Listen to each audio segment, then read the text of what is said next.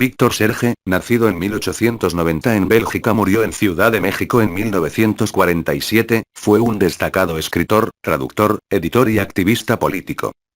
Julián Dorkin. La muerte en México de Víctor Serge. Escrito en París, Francia, en marzo de 1957. Edición digital. Fundación Andreu Nin. Esta edición. 2001, Marxist Internet Archive. Víctor Serge dice, al final de sus memorias, que el primer rostro que vio a la llegada de su avión al aeródromo de México fue el mío. Era en agosto de 1941. El lunes 17 de noviembre de 1947, la última mano amiga que estrechó la suya, un par de horas antes de su muerte en medio de la calle, fue la mía. Estos 6 años fueron los más tranquilos, relativamente tranquilos, como veremos, y literariamente los más fecundos de la vida de ese combatiente eternamente perseguido. Un resumen de ese período me parece indispensable a manera de epílogo de su documento autobiográfico. Desde su salida de la URSS, casi un milagro. Unos meses más y lo hubiera condenado la GPU a la fosa común de los oposicionistas, nuestras vidas habían estado muy unidas. A su llegada a Bruselas, había estallado ya la guerra civil española, corrí a verle desde Barcelona y, con una clarividencia que yo, con menos experiencia que él y absorbido por la acción de cada hora, no alcanzaba a tener, me anunció los peligros que se cernían sobre nuestro partido independiente y antiestalinista. Si Stalin ha decidido intervenir en España en plena liquidación de las oposiciones en Rusia, no podrá tolerar una oposición exterior como la vuestra. Le escuché un tanto escéptico. Tenía una fe tal en el espíritu de rebeldía y de independencia del pueblo español.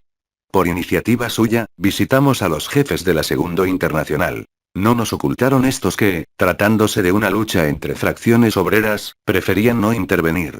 El espíritu de Frente Popular y de no intervención los ciega, comentó Serge al salir de la entrevista. Y añadió moviendo tristemente la cabeza. Tendréis que batiros en 2 frentes. El fascista y el estalinista. El más peligroso para vosotros es el segundo. Os encontraréis solos o casi solos. Le rogué que aceptara el cargo de consejero y de corresponsal del diario que yo dirigía en Barcelona. Lo digo por vez primera. Un documento que presenté en un congreso, sobre el comunismo mundial y la intervención soviética en España, lo había redactado él. Unas semanas más tarde nos anunció, a Nin y a mí, que el estalinismo preparaba activamente nuestro exterminio físico. Cuando nos detuvo la GPU, iba a ser el nuestro el primer proceso de Moscú en el extranjero, se convirtió en el más obstinado y diligente de nuestros defensores. Nin fue torturado y asesinado en una Lubyanka madrileña, pero Serge contribuyó enormemente a salvarme a mí y otros compañeros. Contribuí yo a salvarle después del gran naufragio europeo. Puede decirse que nos debíamos mutuamente la vida. Por eso nos unía ya para siempre el más sólido de los lazos humanos. El de la solidaridad. Para Serge y para mí, y para otros 20.000 europeos, republicanos españoles en su aplastante mayoría, México era la vida a salvo. Casi el único país que, en medio del hundimiento de todos los valores universales y humanos, mantenía el derecho de asilo. Lejos de los angustiosos dramas de aquellos momentos, se respiraba el aire libre a todo pulmón. En contacto con mi naturaleza optimista y fácilmente irónica, tenía momentos de alegría e incluso de risa. Pero no tardaba en ensombrecerse su rostro. Se encerraba durante largas horas en la meditación y en el silencio. Hablaba poco y, cuando hablaba, era con un fondo amargo y dramático. Habituado a pensar mucho en los demás y poco en sí mismo, su drama era el angustioso drama humano y su conciencia una especie de purgatorio universal. Llevaba a cuestas el drama de la Revolución Rusa devorándose a sí misma, con los rostros de todos los grandes revolucionarios desaparecidos, exterminados, y la URSS invadida por Hitler no obstante el infame pacto firmado con él. El drama del valiente pueblo español vencido, traicionado, con más de 1 millón de muertos clamando al cielo. El de Bélgica y Francia ocupadas por el nazismo, el ruso, el español, el belga y el francés, eran sus pueblos predilectos. Había luchado y sufrido con ellos y su suerte le acongojaba el ánimo. Amaba, como todos los pensadores y todos los que han vivido intensamente, el retiro y la soledad. Comprendí, sin embargo, que no convenía dejarle solo. Durante los 2 primeros años compartimos el mismo departamento. Una habitación cada uno y un comedor común. Nuestros adversarios nos decían vendidos, por turno, a todas las potencias capitalistas. Aislados, incomprendidos, sin lugar entre las corrientes encontradas, cada día era una lucha para subsistir. El general Lázaro Cárdenas, presidente de los Estados Unidos mexicanos, nos había ofrecido generoso asilo. Pero también se lo había ofrecido a nuestros enemigos mortales. Nosotros, los revolucionarios independientes, éramos un puñado y carecíamos de medios y de influencia. Por el contrario, nuestros enemigos eran bastante numerosos, disponían de abundantes medios y gozaban de gran influencia. Pululaba México de agentes comunistas de las más diversas nacionalidades. Resultaba difícil distinguir al simple militante político del agente de la GPU. Casi todos habían pasado por esa escuela de los verdugos que fue la España de la Guerra Civil. Casi todos aguardaban el fin de la Guerra Mundial para partir a la conquista de sus respectivos países. En México estaba, por ejemplo, Otto Katz Andrés Imne, colgado con Slansky en Praga. Allí, también, estaba Vittorio Vidalí, uno de los organizadores del asesinato de Trotsky, jefe hoy del comunismo en Trieste. Y otros muchos. El Partido Comunista Mexicano, controlado por esos agentes, era poco numeroso. 2000 miembros apenas. Dominaban, sin embargo, la CTM, Confederación de Trabajadores Mexicanos, uno de los puntales del régimen, gracias al entonces líder sindical mexicano y continental Lombardo Toledano, instrumento número 1 de Moscú. Dominaban asimismo la Universidad Obrera, subvencionada por el Estado y nido de esos agentes disfrazados de profesores. Y contaban con elementos seguros en casi todos los departamentos ministeriales y en casi todos los periódicos. Cuando Víctor Serge llegó a México hacía justamente un año que habían asesinado a León Trotsky. En su habitación de hotel de Washington había aparecido suicidado, el cadáver del general Krivitsky. En Nueva York había sido ametrallado el gran anarquista italiano Carlo Tresca. Yo mismo había sufrido ya 4 tentativas consecutivas de asesinato. ¿Cuánto tardarían en suprimirnos? Que Serge no permanecería en México silencioso e inactivo, eso lo sabían perfectamente los agentes comunistas. Precedieron su llegada 2 tarjetas de presentación. Un año antes, coincidiendo con el asesinato de Trotsky, publiqué su retrato de Stalin en una pequeña editorial fundada con mucha voluntad y escasos medios. Fracasó la empresa, pero ahí quedaba el libro. Media docena de miembros de la rica colonia francesa, que querían encenderle una vela en público a la Francia libre mientras le encendían otra en privado a la Francia de Vichy, me proporcionaron unos miles de pesos para la fundación de otra editorial. Acababa de llegar Serge a Santo Domingo cuando invadió Hitler a la URSS por sorpresa. Le cablegrafié. Prepárame el texto de un libro a toda prisa. Agobiado por el calor tropical y por el sentimiento de que durante estos mismos días, se fusila en las prisiones de Rusia a mis últimos camaradas, escribió en un mes un libro fuerte y ágil. Hitler contra Stalin. Presentía toda suerte de hecatombes para la URSS, con sus estados mayores político y militar decapitados y sus pueblos esclavizados. Anunciaba que las masas campesinas soviéticas recibirían a las tropas alemanas con los brazos abiertos, pero que al final el hitlerismo se hundiría. Tenía que reprochársele este libro como un grave error. Sin embargo, los acontecimientos, los más de ellos conocidos en la posguerra, le han dado la razón. En un solo punto se equivocó. Previó la democratización de la vida soviética como consecuencia de las derrotas del régimen y esta democratización no se ha producido. Pero hoy sabemos que la responsabilidad incumbe a la ceguera y a las concesiones hechas a Stalin por las grandes potencias democráticas. La consecuencia para mí fue la pérdida de la nueva empresa editorial. Conocíamos bien la psicología de nuestros adversarios. Si nos acobardábamos, si nos manteníamos a la defensiva, estábamos perdidos. Teníamos, por el contrario, que disimular nuestra debilidad y nuestra falta de medios tras una actitud firme, gallarda, desafiante. Anunciamos una conferencia de Serge en el imponente Palacio de Bellas Artes, vetusto y pretencioso edificio en mármoles, de la época porfiriana. Bajo la amenazadora presión stalinista, el escritor mexicano que debía presidirla desapareció. Nos encontramos Serge y yo solos en la tribuna. Los comunistas tomaron esta por asalto, pero el numeroso auditorio reaccionó y los puso en la puerta. No estábamos solos. Los anarcosindicalistas y los socialistas de izquierda españoles, que habían hecho la experiencia del comunismo durante nuestra guerra, se colocaban decididamente a nuestro lado. Una buena parte de la colonia judía, sobre todo los socialistas de origen ruso y polaco, también. Y casi todos los socialistas independientes de la Europa occidental, muchos de ellos procedentes del campo comunista, les había decidido a la ruptura el pacto Berlín-Moscú. Pero puede decirse que no contábamos con ningún apoyo propiamente mexicano. Ese magnífico, complejo y pintoresco país que es México, en el que se rinde culto a la muerte como en ningún otro, vivía sus propios problemas posrevolucionarios bajo el signo de un nacionalismo mucho más susceptible que exaltado. Tradicionalmente las colonias extranjeras se habían dedicado a crear riquezas y a ganar dinero, la española y la francesa poseían, sobre todo, colosales fortunas, pero sin meterse en líos políticos. ¿Qué querían todos esos estalinistas, trotskistas, bundistas, socialistas de derecha y de izquierda, anarquistas y por qué venían allí a dirimir sus pleitos? La opinión mexicana no nos comprendía. Para ella representábamos, a lo sumo, un espectáculo curioso. Entre 1942 y 1944, nuestra vida se vio frecuentemente amenazada. Varias veces, durante semanas y a veces meses enteros, tuvimos que permanecer ocultos. Se preparaba abiertamente nuestro asesinato. El mío fue anunciado públicamente en las columnas del diario que inspiraba Lombardo Toledano. Le dirigimos una carta abierta al presidente de la República. Recibió un mensaje firmado por más de 200 personalidades intelectuales, políticas y sindicales norteamericanas, muchas de ellas de gran renombre, y otro firmado por una docena de diputados y de publicistas británicos. Le instaban a tomar providencias para la protección de nuestras vidas amenazadas.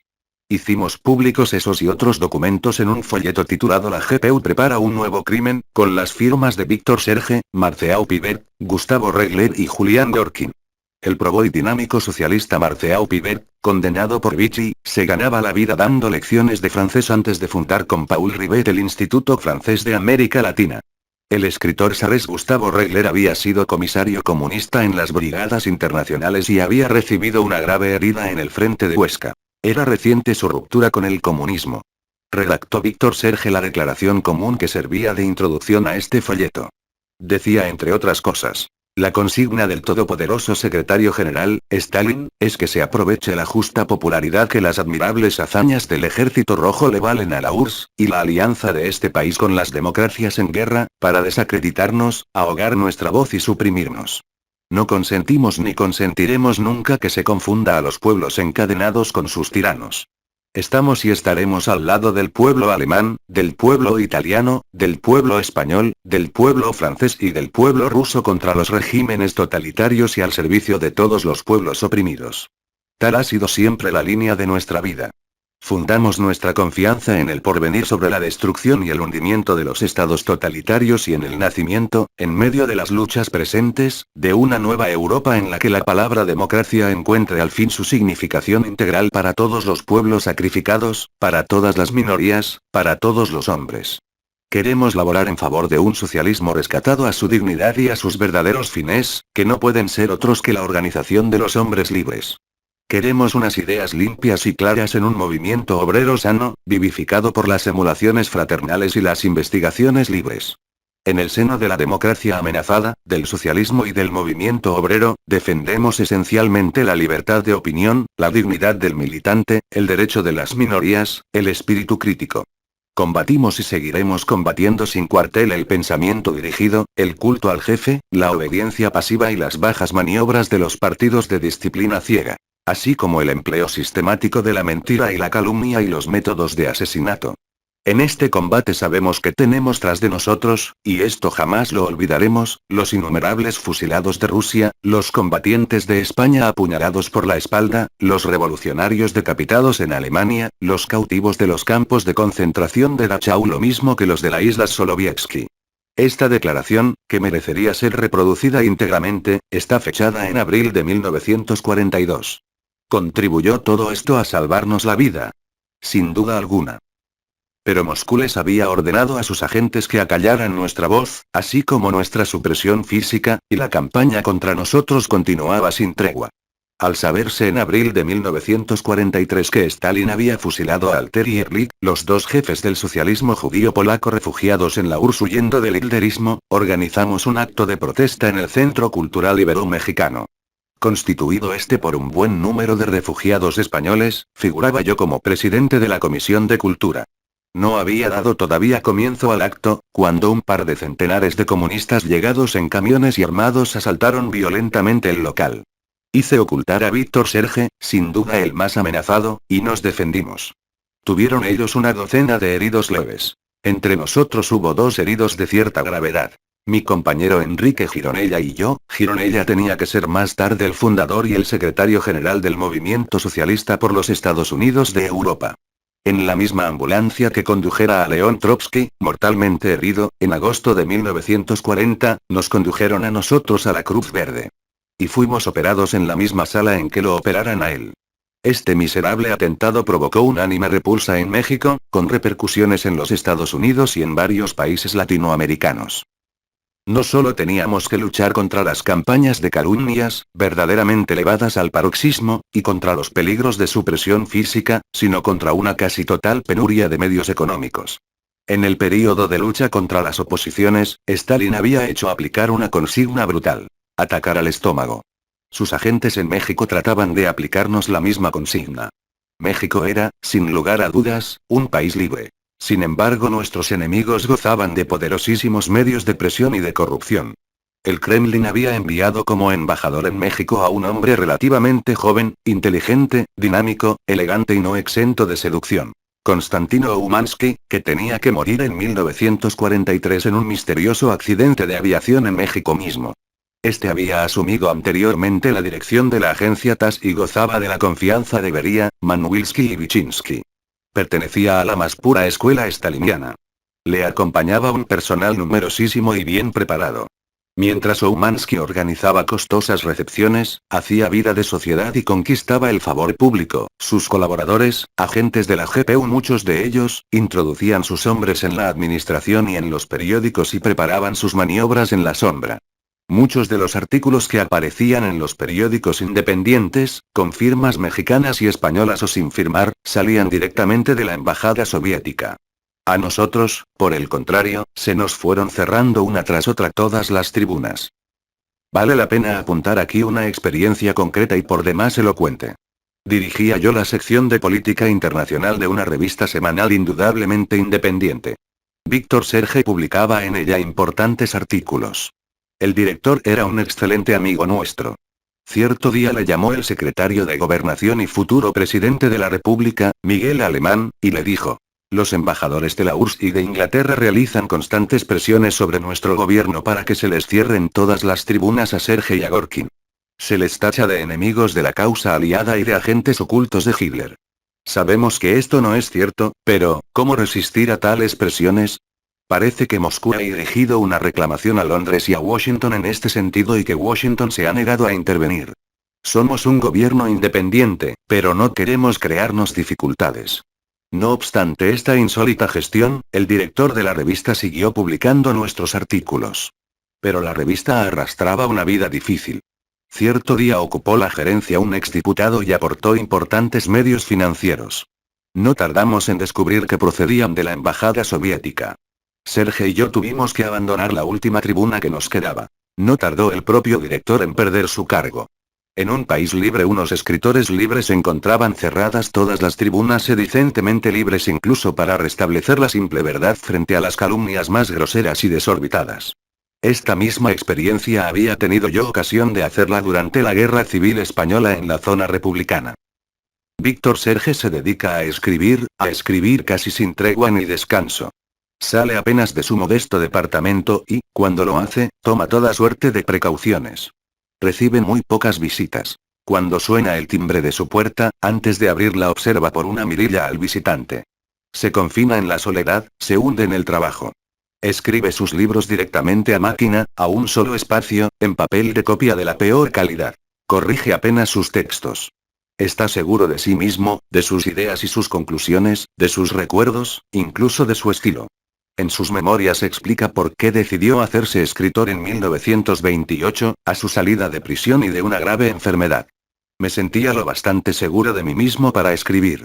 En México ese acuerdo consigo mismo es mayor que nunca. No le importa la soledad y la incomprensión momentáneas.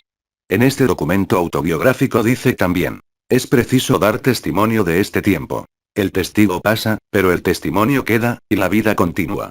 Es su suprema justificación de escritor, de un escritor que preferiría ser ante todo un hombre de acción en cumplimiento de un deber dictado por la propia historia. Yo creo que lo más maduro y denso de su obra es lo que escribió en México. Sin embargo, lanza en sus carnets este lamento: Es terriblemente difícil crear en el vacío. Sin el menor apoyo, sin el menor entorno, escribir para el simple cajón, pasados los 50 años, con un futuro oscuro por delante y sin excluir la hipótesis de que las tiranías durarán más de lo que me queda de vida.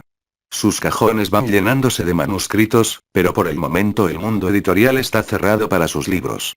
El mercado mexicano es todavía pobre. Los refugiados españoles han contribuido grandemente a desarrollarlo y, gracias sobre todo a su impulso, se celebra cada año una imponente feria del libro, pero no tendría Serge más de unas docenas de lectores.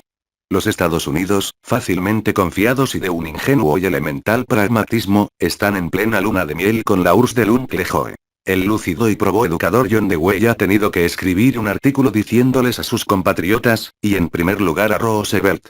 Francia fue la aliada de la Rusia zarista durante la Primera Guerra Mundial, pero esto no la obligaba a proclamar que el zarismo era un régimen democrático. La invasión hitleriana ha convertido a la URSS de Stalin en la aliada de los Estados Unidos, pero esto no nos obliga a ocultar que el stalinismo es un régimen totalitario.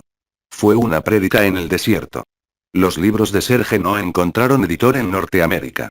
El Stalin de Trotsky, editado cuando Hitler invadió a la URSS, tenía que permanecer oculto en los sótanos del editor hasta un año después de terminada la guerra.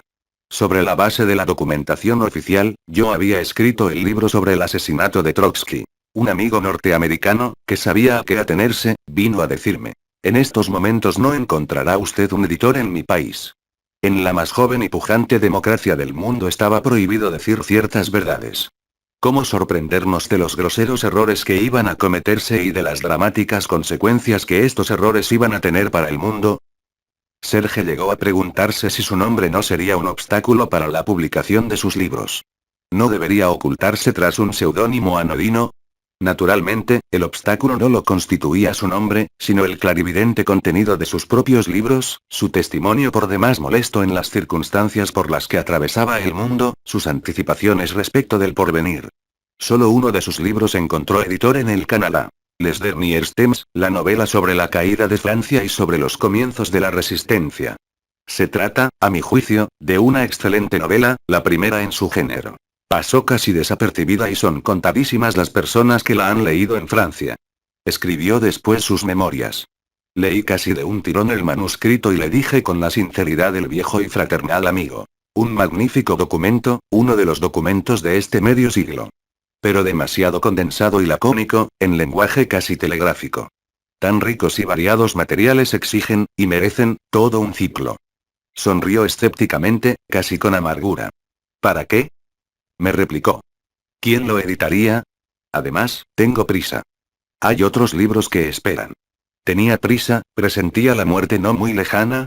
La atmósfera que nos rodeaba era de muerte. Con frecuencia nos preguntaban algunos conocidos en medio de la calle, creyendo hacernos gracia: ¿pero aún no los han matado a ustedes? Pues vayan con cuidado. Diríase que les robábamos una pequeña emoción. El caso Tulaev es, para mí, la mejor novela que se ha escrito sobre las purgas stalinianas y sobre los procesos. Y la obra más fuerte y más acabada de Serge. El cero y el infinito, de Arthur Koestler, es quizá, técnica y psicológicamente más sugestiva y de más fácil lectura. El caso Tulaev es más fuerte y más real o realista. Koestler ha imaginado su trama y sus personajes. Serge ha vivido la primera y ha conocido a los segundos.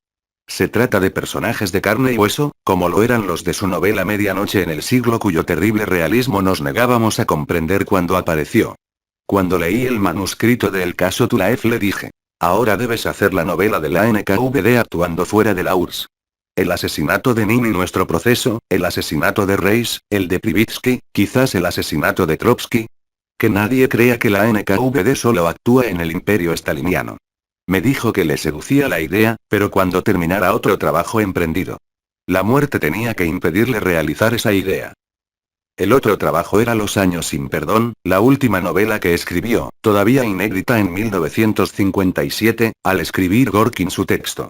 La obra se divide en 4 partes, al parecer sin hilación entre sí. La primera se desarrolla en París, antes de la guerra, si bien esta se anuncia ya. En la segunda asistimos a la defensa de Leningrado bajo el acoso nazi. Describe la tercera el hundimiento del hitlerismo a través de una ciudad de provincias. La cuarta, la más floja, transcurre en México. En esta última parte muere un personaje acosado por la NKVD. En Les Derniers Temps muere también un personaje en un barco y a manos de los agentes secretos soviéticos. Esos dramáticos personajes no son él mismo, con el presentimiento o la obsesión de su destino. Sin duda alguna. Encerrado en su casa o andando por la calle, despierto o en sueños, le acompañaba durante los últimos años ese presentimiento de una muerte violenta. Físicamente parecía un hombre sano, fuerte, sólido. Sin embargo, sus cabellos se blanqueaban y andaba cada día un poco más encorvado. Se diría que llevaba la muerte a cuestas. La de millares de compañeros y la suya propia. Los totalitarismos terroristas no matan tan solo violentamente y bajo sus dominios. Matan también de lejos y lentamente, creando, en el ánimo del adversario la obsesión de la muerte. Y peor que la muerte misma suele ser el miedo de cada minuto a la muerte. Víctor Serge trabajaba sin descanso no solo porque tenía prisa, temeroso de dejar su obra inacabada, sino porque gracias al trabajo neutralizaba en parte la idea de la muerte. Siempre evité con él este tema. Procuraba, por el contrario, insuflarle optimismo, provocar su risa. No eran estas sino breves treguas en su pesadumbre. En sus carnets, que no destinaba a la publicación, pero que merecían publicarse y que se han publicado, reflejaba íntimamente sus preocupaciones y sus angustias. En una de sus notas dice: lo más trágico de la muerte, lo más inaceptable para la inteligencia es la completa desaparición de una grandeza espiritual hecha de experiencia, de elaboración intelectual, de conocimiento y de comprensión, en gran parte intransferibles. Serge no se limitaba a sus libros. Leía sin descanso todo lo que de algún interés, y en media docena de idiomas, caía en sus manos. Libros, revistas, boletines, periódicos, seguía al día la marcha de los acontecimientos y las corrientes del pensamiento vivo. Enriquecía así sus conocimientos y su comprensión y establecía las perspectivas universales. Parecía informado de todo. Mantenía al mismo tiempo una nutrida correspondencia. No escribía nunca cartas inútiles o simplemente corteses, sino que cada una de ellas reflejaba profundas reflexiones y tenía un contenido. Despreciaba las fórmulas hechas, los lugares comunes, la esclerosis de las doctrinas. Se barruntaba el final de la guerra, sobre todo en Europa. Los socialistas europeos refugiados en México, la parte más independiente, habíamos fundado la Comisión Socialista Internacional y la revista mensual Mundo, bajo el lema de socialismo y libertad. Celebrábamos frecuentes reuniones y debates. El animador de la revista era mi compañero Gironella y el secretario de la Comisión Internacional yo mismo, pero el pensamiento vivo, la inspiración creadora, venía principalmente de Serge. Para este, los términos de derecha y de izquierda habían perdido toda significación real. En el porvenir no habría lugar para los grupos y las capillas, sino para las grandes formaciones democráticas capaces de comprender y de obrar de cara a las nuevas necesidades y los nuevos problemas. A los doctrinarios anquilosados o infantiles que anunciaban la inevitable revolución europea al final de la guerra, les replicaba: se abre un período por demás oscuro para Europa y para el mundo. Los mejores cuadros han sido destruidos por las derrotas pasadas y por la guerra. Pasará tiempo antes de que se formen los nuevos cuadros. Los viejos programas y las viejas rutinas socialistas han quedado superados y necesitan renovarse. El estalinismo, victorioso gracias a la ayuda incondicional y a las concesiones de las democracias, será más peligroso que nunca. Si queremos salvar a Europa, tendremos que empezar agrupando a todas las fuerzas libres y democráticas para aplicar el arte de no perecer. Su lenguaje realista encontraba escaso eco. Casi estaba solo. Ya en octubre de 1944 habla de la guerra permanente. Preveía un largo período de guerras ininterrumpidas, de conflictos al parecer locales pero de importancia universal. En el fondo será una compleja guerra civil universal. Anota en sus carnes. Se aproxima el fin de la guerra contra el nazismo, pero se ve perfilarse claramente el conflicto entre la economía soviética y los otros sistemas. No hay ninguna solución visible para los asuntos de Asia. Creer en victorias totales sería pueril. Prevé una situación por demás confusa para la Europa de la posguerra. Estoy inclinado a pensar que la suerte de Europa solo podrá decidirse cuando el totalitarismo staliniano haya sido debilitado o destruido por los nuevos conflictos que él genera necesariamente. La victoriosa imposición de su hegemonía a la mayor parte de Europa y de Asia anunciaría una tercera guerra mundial. Tengo que proclamarlo honestamente. Los acontecimientos han demostrado que Serge tenía razón sobre todos nosotros. Hace unos 3 años, el líder socialista español Indalecio Prieto me decía con acento de admiración: «¡Qué hombre tan extraordinario!». Todo lo que me anunció que sucedería ha sucedido. Que un hombre así haya muerto tan oscuramente. Oscuramente, con los cajones llenos de manuscritos y de notas, con una asombrosa lucidez mental en torno a la defensa del hombre y de su libertad, el antiguo anarquista había logrado salvar el espíritu humanista, y liberal o libertario, del socialismo no obstante su paso por el bolchevismo autoritario y dictatorial. Nunca fue un verdadero bolchevique. La línea directriz de sus memorias y, sobre todo, su capítulo de conclusiones lo prueban. Serge tenía que desaparecer cuando más íbamos a necesitarlo.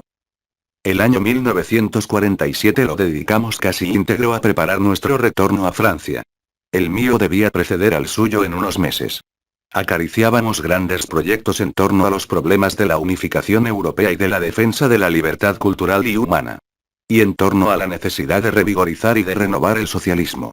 La única posibilidad de vida y de victoria está en la intransigencia frontal ante el totalitarismo staliniano, por el mantenimiento de una doctrina de democracia y de humanismo, excluyendo el pensamiento dirigido. Frontal ante el conservadurismo capitalista, en el combate por el restablecimiento de las libertades democráticas tradicionales reconvertidas en revolucionarias. Pero le veía fatigado, envejecido. A los 56 años. Cierto día su médico, un compañero que lo estimaba de veras, me anunció sencillamente: está condenado. Y al leer la sorpresa en mis ojos, el corazón. ¿Lo sabía él? Lo sospechaba, lo intuía. Había sufrido mucho, había fatigado terriblemente su corazón. En las cárceles francesas en su época de anarquista, en España con los sindicalistas, en la URSS con las necesidades del período heroico y luego de la resistencia oposicionista, y al final México, esa magnífica y terrible capital mexicana, a cerca de 2.400 metros de altura, de clima único, siempre límpido y suave, la tercera parte de los refugiados españoles han muerto cardíacos. México no era el lugar apropiado para el corazón de Víctor Serge. Hacia las 10 de la noche me separé de él en una calle céntrica. Me dio un vigoroso apretón de manos. Fue a ver a su hijo Vladi y no lo encontró. Vladi. Excelente dibujante y pintor, cuya admiración por su padre crece con el tiempo. Se sintió desfallecer en medio de la calle. Requirió un taxi, tomó asiento en el interior y no pudo ni tan solo dar una dirección. Quedó muerto en el acto. El chofer llevó el cadáver del desconocido a un puesto de policía. Allí lo encontramos pasada la medianoche. En una estancia desnuda y miserable, de muros grises, estaba tendido, la espalda sobre una vieja mesa de operaciones mostrando las suelas agujeradas, una de ellas completamente gastada, una camisa de obrero, una tira de tela cerraba su boca, esa boca a la que todas las tiranías del siglo no habían podido callar. Podría haber parecido un vagabundo recogido por caridad. ¿Acaso no había sido un eterno vagabundo de la vida y de un ideal? Su rostro aún tenía impresa una ironía amarga, una expresión de protesta, la última protesta de Víctor Serge, de un hombre que, durante toda su vida, había protestado contra las injusticias humanas. Guardo un recuerdo particularmente penoso. Si lo apunto aquí es como demostración de la inmensa pobreza en medio de la cual murió Víctor Serge. Ante el cadáver, un amigo suyo manifestó el deseo de comunicarme algo importante. ¿Qué revelación quería hacerme? Lo llevé hacia el patio de la comisaría. ¿Quién me devolverá 150 pesos que le presté a Víctor hace una semana? Estuve tentado de abofetearle. Trasladamos el cadáver al salón principal de una empresa de pompas fúnebres. Le elegimos un ataúd de cierto precio. Lo rodeamos de flores, Víctor Serge se lo merecía. Entre todos sus íntimos juntos no teníamos con qué enterrarlo. Pero Víctor Serge se lo merecía. Pedí prestados 1.500 pesos. Una fortuna. Al llenar la hoja para la inhumación y llegar a la nacionalidad le puse apátrida. Lo que era. El director de la empresa funeraria empezó a gritar que no se le podía enterrar si no tenía una nacionalidad. ¿Cómo iba a enterrar él aún sin patria? Llamé a Vladi. ¿Qué nacionalidad hubiera elegido tu padre de poder elegir? La española, me dijo sin vacilar. El escritor ruso-belga-francés Víctor Serge está enterrado en México en el Panteón francés con la nacionalidad española. París, marzo de 1957. Edición y producción general del vídeo. Canal de Perseguidos Políticos. Referencias. En la descripción de este vídeo.